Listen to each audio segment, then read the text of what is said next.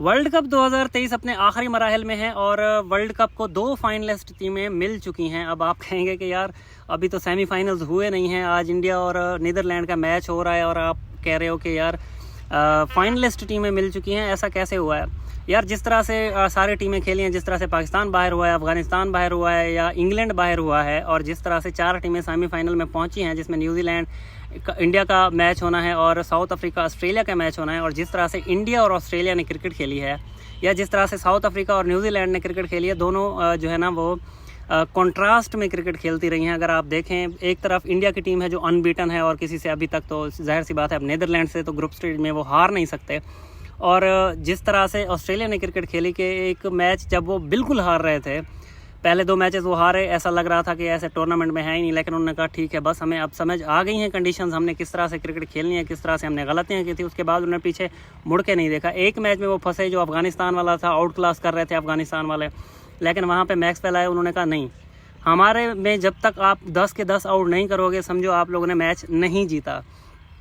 और उन्होंने वहाँ से वो मैच निकाला जब 91 पे 7 आउट हो चुके थे और 291 पे वही 7 आउट थे, और वो मैच निकाल के चले गए। 201 रन अकेला बंदा करके चला गया। तो ऐसे में ये 2 टीमें ऐसी हैं जो मेरे हिसाब से अनबिटन है, इनको किसी ने हराया नहीं है। पहले 1-2 मैचेस ऑस्ट्रेलिया जो हारे वो सिर्फ इस वजह से हारा था कि कंडीशंस को शायद समझने की कोशिश कर रहे होंगे या अपनी गलतियों पे उन्होंने इतनी जल्दी काम किया है कि उसके बाद उन्होंने पीछे मुड़ के नहीं देखा।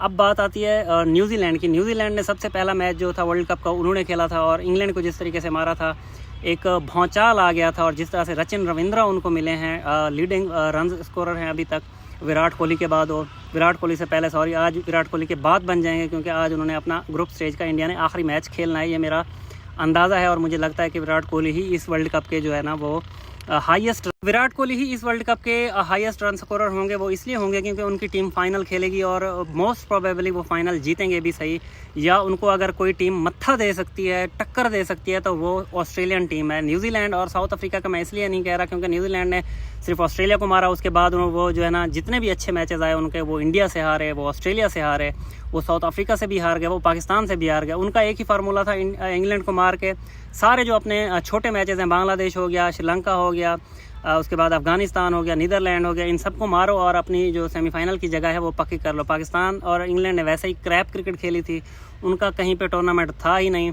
वो बस एक श्रीलंका वाला पाकिस्तान मैच हो या इंग्लैंड ने सिर्फ एक पाकिस्तान वाला मैच अच्छा खेल के, ऐसे टूर्नामेंट चलते नहीं हैं। अब बात करते हैं साउथ अफ्रीका की। साउथ अफ्रीका ने जिस तरह की क्रिकेट खेली है, ऐसा लग रहा था एक स्टेज पे कि यही मैच जो है ना वर्ल्ड कप को उड़ा के ले जाएंगे, शायद ये इंडिया को भी मार देंगे। लेकिन उनका जब मैच आया पाकिस्तान से, तब उनका जो है ना पता चला कि वो कितने पानी में है। ऐसा क्यों हुआ? ऐसा इसलिए हुआ कि पाकिस्तान ने 275-71 रन का छोटा सा हदफ दिया था कि इन पिचेस पे इतना बड़ा टारगेट था भी नहीं है, लेकिन जिस तरह से वो चेज़ करते हुए फंसे थे और आखिरी विकेट पे कुछ ही बॉल्स बचे हुए, और वो भी एक DRS का वो जो है ना अंपायर्स की तरफ से अगर आउट हो जाता तो वो आउट था, और एक डिसीजन की वजह से उनको वो फेवर मिल गया और वो मैच निकाल गए थे। अदरवाइज़ तो वो शायद सेमीफाइनल भी उनको खेलने के लाले पड़ सकते थे।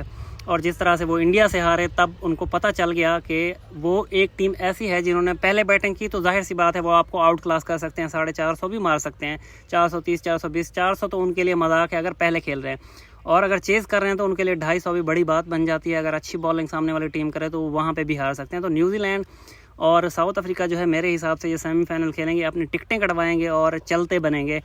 असल मुकाबला जो घमासान का फाइनल होगा, जिसे मैंने कहा कि फाइनलिस्ट टीमें मिल चुकी हैं, वो हैं इंडिया और ऑस्ट्रेलिया।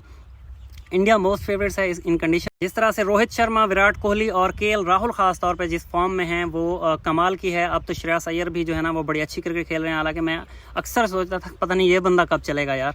और शुभमन गिल को भी फाइनल में खेलना या सेमीफाइनल में खेलना पड़ेगा, क्योंकि उनके भी बाबर आजम की तरह 50 काम नहीं आती, या आपकी रैंकिंग जो है ना वो आपको जितवाने में कभी भी आगे नहीं ले जाती। ठीक है, रैंकिंग आपकी अपनी है, आप नंबर 1 है, नंबर 2 है, नंबर 1 2 रहेंगे, लेकिन अगर आप बड़ी इनिंग्सें नहीं खेलते तो पाकिस्तान जैसे फेल हुआ बाबर आजम की वजह से, इंडिया भी कहीं पे फेल हो सकती है।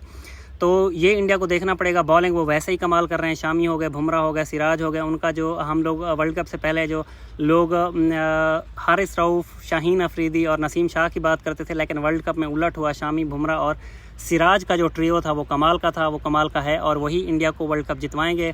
और दूसरी तरफ ऑस्ट्रेलिया की टीम है जो कहीं पे लड़खड़ाएं भी सही, तो वो एक ऐसी कौम है, पागल कौम है बिल्कुल, वो समझते हैं कि हम मरेंगे या वर्ल्ड कप जीतेंगे या मैच जीतेंगे या करेंगे या मरेंगे, उनके पास कोई और तीसरा ऑप्शन नहीं होता। वो आपको चिमट जाएंगे जोंक की तरह, वो आपको नहीं छोड़ेंगे, वो आपसे फ़ाइट करेंगे, वो आपको हर हाल तक लेके जाएंगे, वो आपको आखिरी बॉल तक लेके जाएंगे, वो आपको आखिरी विकेट तक लेके जाएंगे। आपको जंग लड़ के उनसे वर्ल्ड कप जीतना पड़ेगा, ये मेरा मानना है। और देखते हैं कि आगे चल के ऐसा ही होता है या नहीं होता।